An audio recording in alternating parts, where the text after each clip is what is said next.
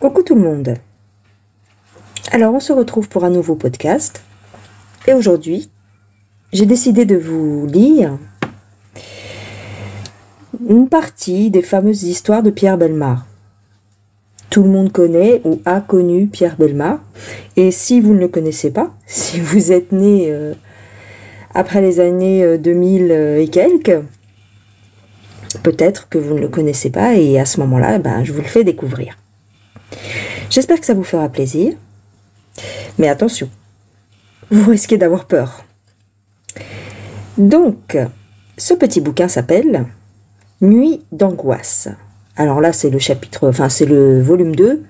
Je dois avoir le volume 1 quelque part, mais je ne l'ai pas trouvé pour l'instant. Alors, ça a été écrit par Pierre Bellemare, bien sûr, et Jean-François Namias. Et c'est aux éditions Pocket. Vous le trouverez très très facilement.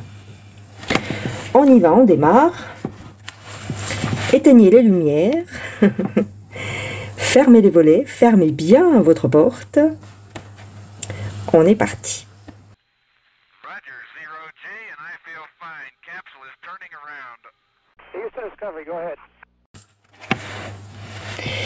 Alors, la première petite histoire s'intitule « Le sens de l'économie ».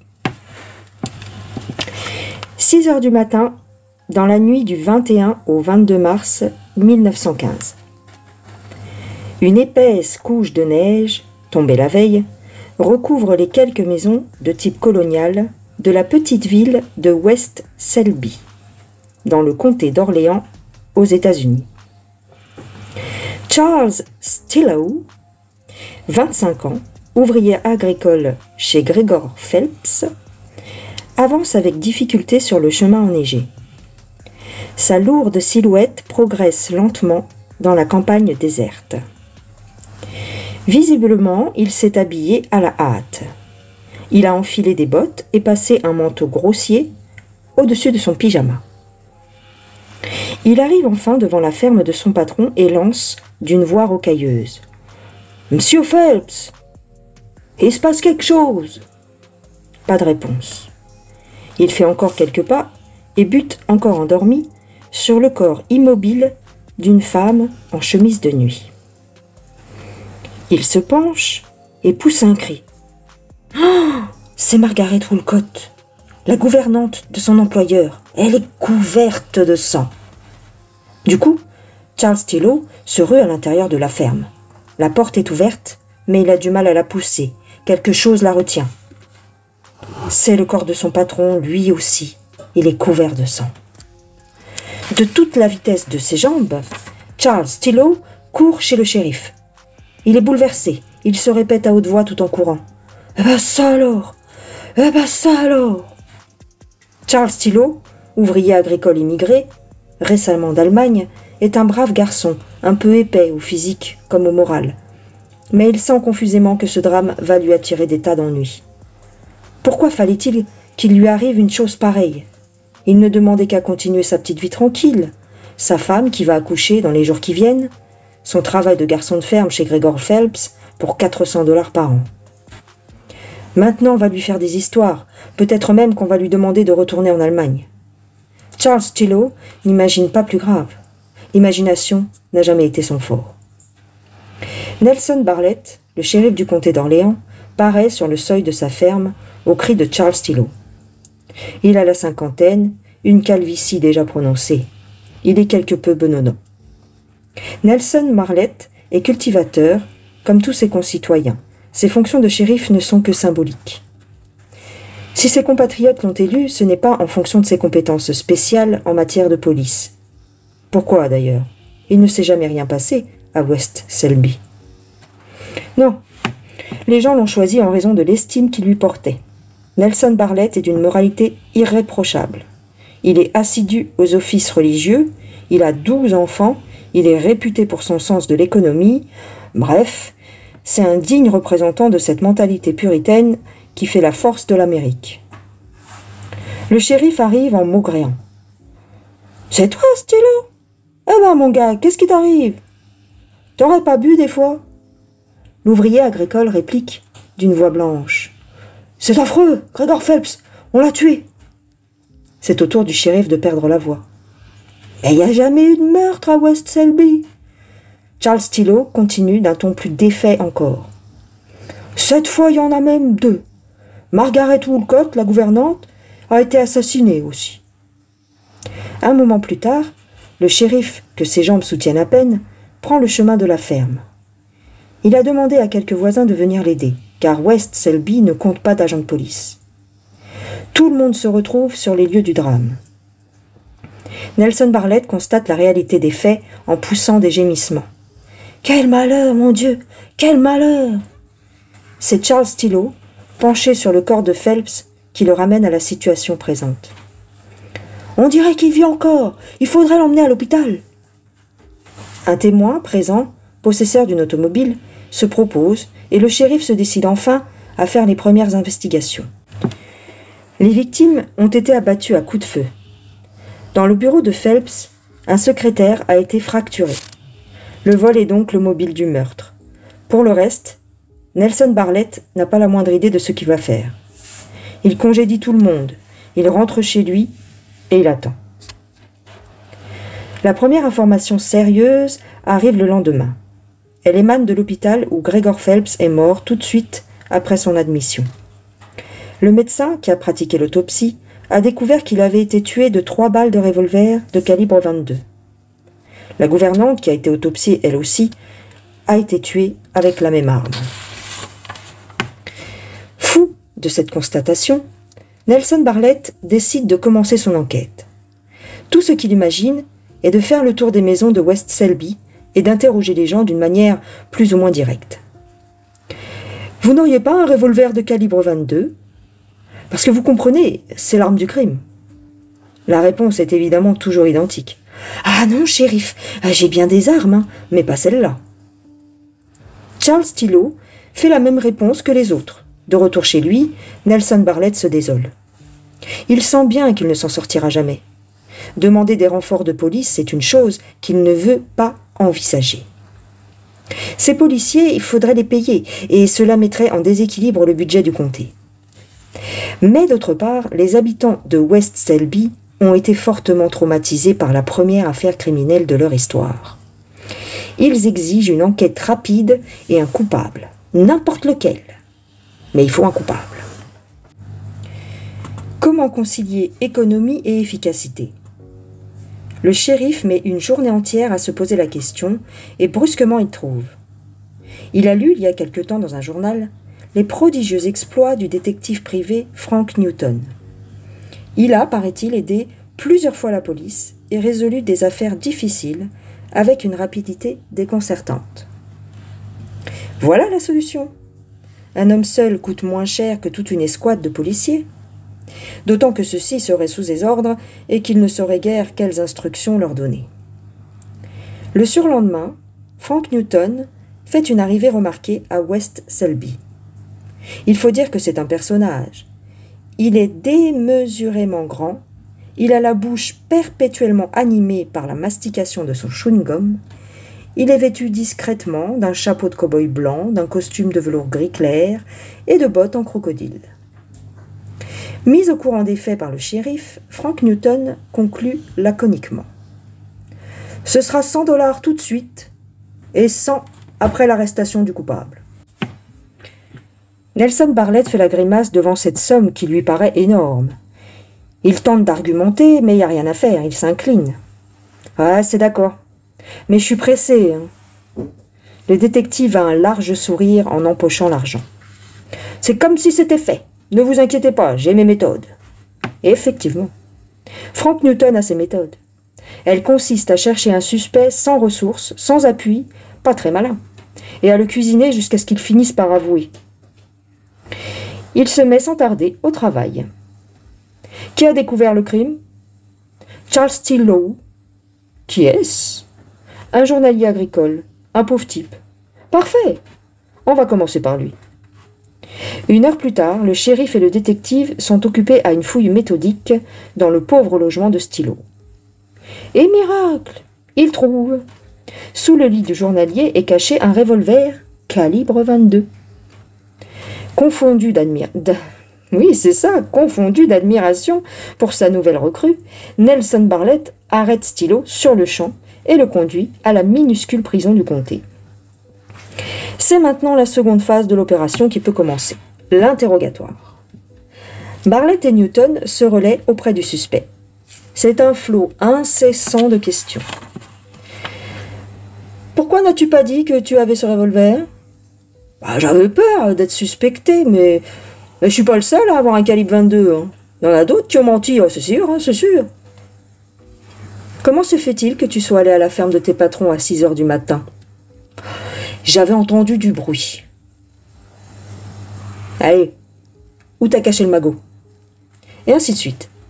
Sans interruption pendant 48 heures. Durant tout ce temps, Charles Stilo ne peut ni prendre une minute de repos, ni manger. Frank Newton a préparé des aveux complets qu'il le presse à chaque instant de signer. Mais l'ouvrier agricole tient bon. Les autres ont beau lui dire que signer ne l'engage à rien, il n'est pas intelligent, mais il comprend que c'est faux. Et de toute façon, il ne signera pas puisque c'est pas lui. Au bout de 2 jours, le détective au chapeau de cow-boy arrête l'interrogatoire, il est épuisé. Il déclare à Nelson Barlett « On n'arrivera à rien, c'est une tête de mule, la pire race. Mais il nous reste encore un moyen. Il nous faut un expert. Je vais écrire à mon ami Albert Hamilton, il m'a déjà rendu service dans des cas difficiles. » À l'époque, en 1915, la fonction d'expert auprès des tribunaux est toute nouvelle. Elle n'est pas encore juridiquement définie d'une manière précise, ce qui fait l'affaire d'un certain nombre d'individus plus ou moins sérieux. Albert Hamilton, l'expert, est lui aussi, à sa manière, un personnage. 60 ans, l'air très sérieux, avec ses grosses lunettes, il a le ton tranchant qui impressionne les tribunaux. Sa carte de visite est tout un poème. Elle annonce « Albert Hamilton, expert diplômé ». Et il ne précise pas où.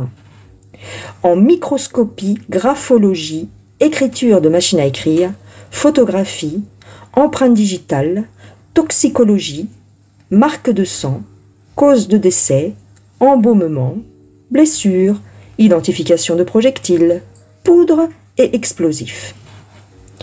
L'identification des projectiles faisant partie de ses nombreuses spécialités, son ami Frank Newton lui demande donc de comparer les balles retrouvées dans le corps des victimes avec le revolver de Stilo et de faire un rapport. Une semaine plus tard, l'expert Hamilton rend son rapport. Les balles ont bien été tirées avec le revolver de Stilo. Le canon de son arme présente une rayure qui se retrouve sur les balles. D'ailleurs, j'ai pris des photos que je pourrais montrer au tribunal. Cette fois, l'affaire est réglée. Frank Newton reçoit ses $100 complémentaires et Charles Stilo est officiellement inculpé de meurtre. Il passe en jugement le 15 juillet suivant. Dans la salle, le shérif Nelson Barlett est satisfait. L'enquête a été menée rondement. Elle n'a coûté que $200. Les finances du comté sont saines et sauves. Il s'est bien acquitté de sa mission. Le président du tribunal, lui, il semble moins satisfait. En interrogeant l'accusé, qui continue à proclamer son innocence, il souligne des faits troublants. L'argent volé n'a jamais été retrouvé, par exemple. Pour payer l'accouchement de sa femme, Charles Stilo a même été obligé de vendre son unique vache. C'est tout de même étonnant. Les jurés, de braves gens du comté d'Orléans, sont ennuyés. Si l'accusé n'est pas coupable, il faudra faire une nouvelle enquête, un nouveau procès. Et tout ça, ça coûte cher.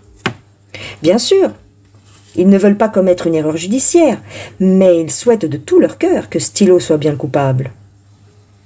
Voici l'instant décisif, la déposition d'Albert Hamilton, l'expert diplômé.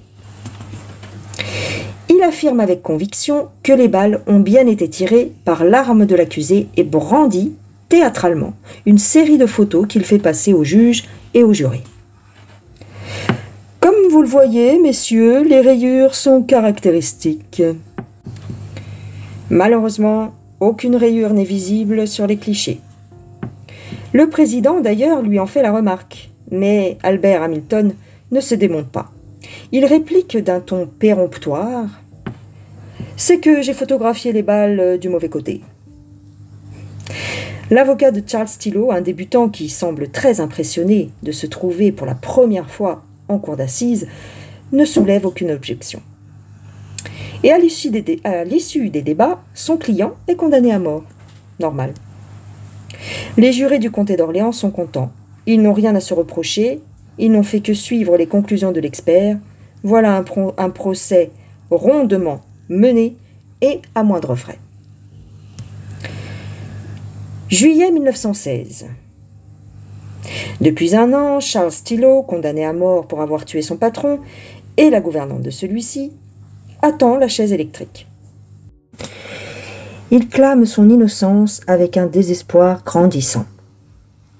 Tous les recours juridiques ont été épuisés. La révision de son procès a été repoussée. Mais comme c'est fréquent aux États-Unis, la date de l'exécution a été retardée elle aussi. Pourtant, en cette année 1916, il se produit un fait nouveau. Le gouverneur de l'État de New York, dont dépend le comté d'Orléans, vient de changer. Le nouveau gouverneur se fait communiquer les dossiers des condamnés à mort et celui de Charles Stilo le frappe tout particulièrement. Il décide d'ordonner une nouvelle enquête. Une dizaine de policiers de l'État de New York investissent donc la petite ville de West Selby et commencent à interroger les habitants. Ils sont reçus avec une évidente mauvaise humeur. Qu'est-ce qu'ils leur veulent, ceux-là? Le procès a été jugé, non?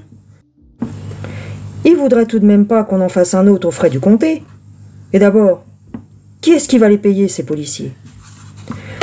Pourtant, au bout d'une semaine, de vains efforts, l'un des citoyens de West Selby décide de parler. C'est un de ceux qui avaient accompagné le shérif Bartlett à la ferme, le matin du crime. « Il y a bien Chuck O'Connors. Il était en ville ce jour-là. »« Qui est cet O'Connors ?»« Un vagabond, un bon à rien, mais pas méchant. Du moins, je pense. Pourtant, c'est bizarre.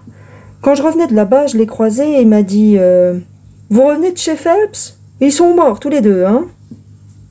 L'homme réfléchit un moment devant le policier. « Voyez-vous, ce qui est curieux, c'est qu'à ce moment-là, personne n'était encore au courant du meurtre. Je me demande bien comment il avait pu le savoir. » L'enquêteur ne peut dissimuler sa satisfaction. Enfin quelque chose. « Et d'après vous, on peut le trouver où, O'Connor ? » « Oh bah, il est en prison, je suppose, hein. Il est tout le temps. » Effectivement, la police n'a aucun mal à découvrir Chuck O'Connors, qui purge une peine d'1 mois de prison dans un des pénitenciers de l'État. Le vagabond est interrogé aussitôt. « C'est toi, hein? Allez, avoue. Si tu fais des aveux, tu te feras pas condamner à mort. C'est promis. Sinon, on finira par prouver que c'est toi, et tu y passeras. Et puis, tu vas pas laisser un pauvre gars griller sur la chaise à ta place. » Chuck O'Connors, vagabond pas bien méchant jusque-là, mais assassin d'occasion, ne réfléchit pas bien longtemps. Il reconnaît le meurtre de Phelps et de sa gouvernante et signe des aveux. À West Selby, la nouvelle fait l'effet d'une bombe. C'est la consternation générale. Pire, la colère, l'indignation. Il va y avoir un nouveau procès aux frais du comté. C'est-à-dire que la construction de la nouvelle route allant de West Selby à Orléans va être retardée d'1 an, ou même de plusieurs. L'opinion est très remontée contre le shérif Nelson Bartlett, qu'elle rend responsable de tout. C'est sa faute. Pourquoi a-t-il choisi un mauvais coupable? On l'avait élu pour trouver le bon du premier coup. Nelson Bartlett, lui, est atterré. Il se sent indigne de la confiance que lui avaient accordée ses concitoyens. Il est un gaspilleur de l'argent public, ce qui, à ses yeux, est la pire des hontes. Aussi, il entreprend une démarche pour ses électeurs, pour les finances du comté, pour la route Orléans-West Selby. Il va trouver Chuck O'Connor dans sa cellule. « Qu'est-ce qui te prend, O'Connor? T'es fou? Tu es si pressé que ça d'aller sur la chaise électrique ?» Le vagabond, déjà très impressionné que le shérif se soit dérangé en personne, commence à perdre ses moyens. « Les policiers m'ont dit que si j'avouais, j'aurais la vie sauve. »« Ils t'ont dit des bêtises. Tu penses bien qu'on ne pardonnera pas. 2 meurtres. T'es cuit, oui. » Nelson Bartlett sait se montrer convaincant. Tout de suite après sa visite, Chuck O'Connor rétracte ses aveux. Dans le comté d'Orléans, on respire. La nouvelle route se profile de nouveau à l'horizon. Dans sa cellule, Charles Stilo se dit qu'il vient de perdre son dernier espoir. Cette fois, c'est la fin. Eh ben non, c'est pas la fin, car les policiers sont obstinés. O'Connor a rétracté ses aveux. Mais il reste l'expertise balistique du fameux expert diplômé, dont les résultats semblent pour le moins douteux. Une contre-expertise est demandée à un véritable spécialiste cette fois. Et ses conclusions sont formelles. Les balles meurtrières n'ont pas été tirées par le revolver de Charles Stilo. Elles présentent des rayures tout à fait différentes de celles produites par le canon de son arme. Désormais, même en l'absence des aveux du principal suspect, l'innocence de Charles Stilo est prouvée. Le 24 octobre 1916, il est reconnu innocent et quitte libre le quartier des condamnés à mort. Toutefois, les choses ne peuvent en rester là. Il reste à fixer le sort de Chuck O'Connor. Selon la loi américaine, c'est à un jury composé d'habitants du comté où se sont produits les faits de décider ou non de son inculpation. Le vagabond se retrouve donc à West Selby, devant les concitoyens de la petite ville. Les débats ne sont pas longs. Après une courte délibération, les jurés décident à l'unanimité de ne pas poursuivre le suspect. À son grand étonnement, Chuck O'Connor est prié de s'en aller ailleurs, libre et entièrement innocent. Car il n'est pas question d'un second procès dans le comté. Entre la route et la justice, les habitants de West Selby ne pouvaient hésiter un instant. Voilà les gens. J'espère que cette petite histoire criminelle vous aura plu. Moi, j'en ai terminé pour aujourd'hui. Je vous retrouve très bientôt pour une autre histoire et je vous dis à plus tard. Bye bye les gens.